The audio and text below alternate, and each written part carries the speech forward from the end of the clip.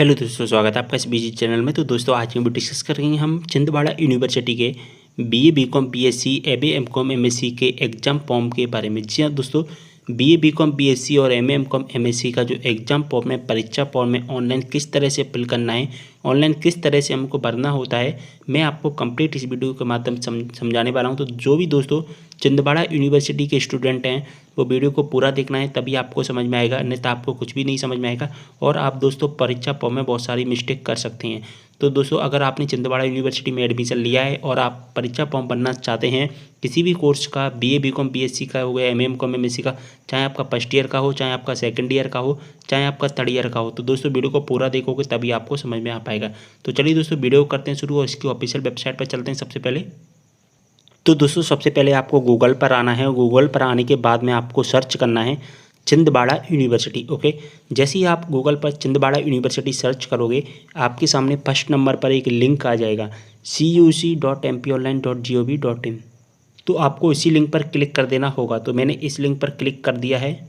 तो दोस्तों इसके बाद हमारे सामने छिंदवाड़ा यूनिवर्सिटी की ऑफिशियल वेबसाइट ओपन हो जाएगी। ओके, इसके बाद में आपको यहाँ पर लिंक दिखाई देंगे, 3 लिंक्स यहाँ पर दिखाई देंगे।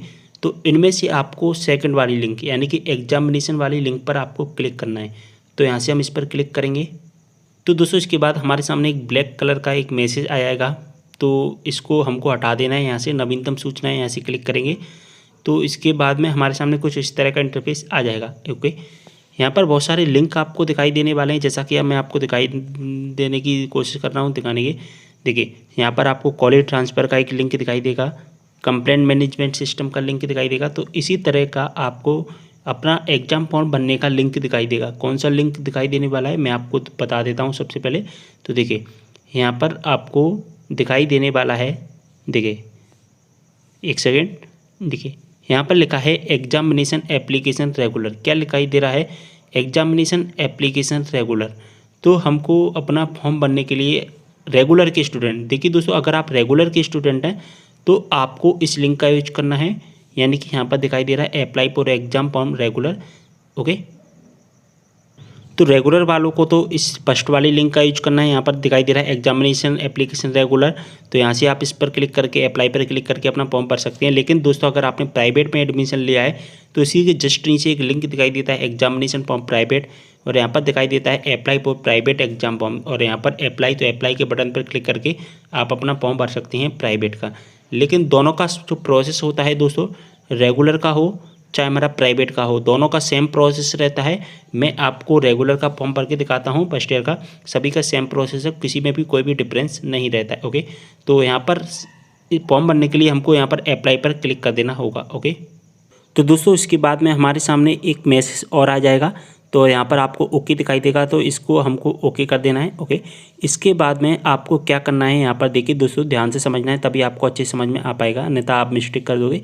यहाँ पर प्लीज़ एंटर एनरोल नंबर, तो आपका जो भी नामांकन नंबर है उस नामांकन नंबर को यहाँ पर फिल कर देना होगा। ओके, इसके बाद में नामांकन नंबर को फिल करने के बाद में यहाँ पर हमको सब सेकंड नंबर पर सिलेक्ट करना है सिलेक्ट सेशन।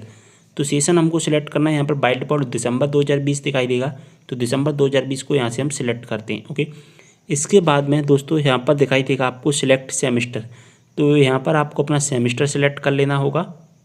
तो दोस्तों अब हम यहाँ से अपना सेमेस्टर सेलेक्ट करते हैं। अगर आप पीजी के स्टूडेंट हैं, यानी कि एमए या एमकॉम या एमएससी का फॉर्म अप्लाई कर रहे हैं, तो आपको फर्स्ट सेमेस्टर, सेकंड सेमेस्टर या थर्ड सेमेस्टर में से एक सिलेक्ट करना है। लेकिन दोस्तों आप रेगुलर के यानी कि आप अगर ईयर वाइज स्टूडेंट हैं, जैसा कि यूजी का बीए हो गया, हमारा बीकॉम हो गया, बीएससी हो गया, तो आपको फर्स्ट ईयर या सेकंड ईयर सेलेक्ट करना है। तो हम यहाँ से फर्स्ट ईयर पर सिलेक्ट कर लेते हैं। इसके बाद में हमको स्टेटस सेलेक्ट करना है कि आप रेगुलर के स्टूडेंट हैं या एटीकेटी हैं या प्राइवेट के हैं या प्राइवेट सप्ली या प्राइवेट के स्टूडेंट हैं। तो दोस्तों हम रेगुलर का फॉर्म अप्लाई कर रहे हैं, तो इसलिए हम रेगुलर को सिलेक्ट करेंगे। ओके, तो यहाँ से हमने रेगुलर को सिलेक्ट कर लिया है। इसके बाद में जो कैप्चा कोड दिया गया है 6+4 का आंसर 10 होता है, तो वो 10 यहाँ पर डालना है। इसके बाद यहाँ पर सर्च कर देना है, तो यहाँ से हम सर्च करते हैं। अगर दोस्तों आपके सामने इस तरह का मैसेज आता है तो इसका मतलब है दोस्तों कि अभी आपका एग्ज़ाम फॉर्म अप्रूव नहीं किया गया है। जी हाँ दोस्तों, अभी आपका एग्ज़ाम फॉर्म अप्रूव नहीं हुआ है। हमारे सामने इस तरह का इंटरफेस आ जाएगा। यहाँ पर हमारी पर्सनल डिटेल्स सभी प्रकार की दिखाई देंगी। जैसा कि आप देख पा रहे हैं यहाँ पर छिंदवाड़ा यूनिवर्सिटी का स्टूडेंट डिटेल्स। सबसे पहले हमें हमारी स्टूडेंट डिटेल्स दिखाई देंगी। जैसा कि आप देख पा रहे हैं स्टूडेंट डिटेल्स में हमें हमारा फ़ोटो, सिग्नेचर, हमारा नाम, कॉलेज का नाम सब कुछ दिखाई देने वाला है। ओके, हमारा एनरोलमेंट नंबर दिखाई देगा। स्टूडेंट डिटेल्स हमको यहाँ पर कुछ नहीं करना है। अगर यहाँ पर आपको कोई भी मिस्टेक दिखाई दे रही है, ऐसा लगता है कि हमारे नेम में, फादर्स नेम में कोई भी गलतियाँ हैं, तो आप अपनी कॉलेज से जाकर एडिट करवा सकते हैं। लेकिन अगर आप एक बार सबमिट कर दोगे फॉर्म को, तब उसके बाद एडिट नहीं कर पाएंगे। ओके, तो यहाँ पर अपना नाम वगैरह चेक कर लीजिए, फोटो, सिग्नेचर। इसके बाद में दोस्तों आपको पेपर का डिटेल्स दिखाई देगा, यानी कि आपने जो सब्जेक्ट, जो कोर्स सिलेक्ट किया है, उस कोर्स में जो भी सब्जेक्ट होते हैं उन सब्जेक्ट के नाम यहाँ पर आपको दिखाई देंगे। मान के चलिए आपने बीए लिया है। ओके, आपने बीए लिया है तो यहाँ पर बीए के दिखाई देंगे। अगर आपने बीएससी लिया है तो बीएससी के दिखाई देंगे। बीकॉम लिया है तो बीकॉम के दिखाई देंगे। एमए, एमएससी, एमकॉम में से कोई भी सब्जेक्ट लिया है तो वो यहाँ पर आपको दिखाई देगा। तो इस तरह से आपको यहाँ पर अपनी सब्जेक्ट की डिटेल्स दिखाई देने वाली। ओके, सब्जेक्ट की डिटेल्स के साथ साथ आपके कौन से पेपर होंगे, उन पेपर का कोड, पेपर का डिस्क्रिप्शन और पेपर किस टाइप का होगा, पेपर किस टाइप का होगा, मोड क्या होगा, वो यहाँ पर दिखाई देने वाले, यानी कि थ्योरी, प्रैक्टिकल, ऐसा दिखाई देगा। ओके, इसके बाद में हमको हमारी एग्जाम फी डिटेल्स दिखाई देंगी, यानी कि हमारी फीस कितनी रहने वाली है वो हमको यहाँ पर दिखाई दे जाएगा। जैसा कि मैं हाईलाइट करके दिखाने की कोशिश कर रहा हूँ, एग्जाम फीस डिटेल्स। हमारी फीस कितनी रहने वाली, 1650, और हमारी लेट फीस नहीं है तो यहाँ पर 0 दिखा रहा है, और पोर्टल चार्ज हमको 40 रुपये देना होगा। इसलिए हमारी टोटल जो फीस हो जाती है वो 1690 हो जाती है। कितनी फीस है हमारी, 1690 हमको पे करना होगा। इसके बाद में हमको महत्वपूर्ण सूचना दिखाई देगी, तो यहाँ पर हमको कुछ नहीं करना है, महत्वपूर्ण सूचना। और इसके बाद में जो ज़रूरी चीज़ है वो यहाँ पर सर्टिफाइड डेट दिखाई देगा। तो सर्टिफाइड डेट में हमको क्या करना है, जैसा कि मैं जूम करके दिखाने की कोशिश कर रहा हूँ आपको, सर्टिफाइड डेट। तो सर्टिफाइड डेट में यहाँ पर आपको जो आइकन है यहाँ पर चेक मार्क कर देना है। इसके बाद में इसको सबमिट कर देना है अपने फॉर्म को। तो इस लिंक पर क्लिक करके, सबमिट वाली लिंक पर क्लिक करके इस फॉर्म को सबमिट कर दीजिए। लेकिन सबमिट करने से पहले आप अपने फॉर्म को चेक कर लीजिए, आपके फॉर्म में कोई गलतियाँ तो नहीं है। अगर गलतियाँ हैं कुछ, यानी कि नाम मिस्टेक है या फोटो, सिग्नेचर में कोई प्रॉब्लम है, तो आप अभी एडिट करा सकते हैं, फिर बाद में एडिट नहीं करा पाएंगे, जैसा कि मैं आपको पहले भी बता चुका हूँ। चलिए दोस्तों सबमिट करते हैं।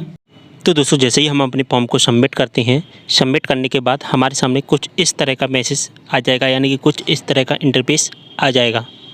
यहाँ पर हमें जो दिखाई देने वाला है वो दिखाई देगा, सबसे पहले हमको हमारी ट्रांजैक्शन डिटेल्स क्या दिखाई देगी दोस्तों, हमें हमारी ट्रांजैक्शन डिटेल्स दिखाई देगी। जैसा कि मैं आपको जूम करके दिखाने की कोशिश कर रहा हूँ, इस ट्रांजैक्शन डिटेल्स को हमको ज़रा ध्यान से समझना है, क्योंकि यहाँ पर हम बहुत बड़ी गलतियाँ कर देते हैं।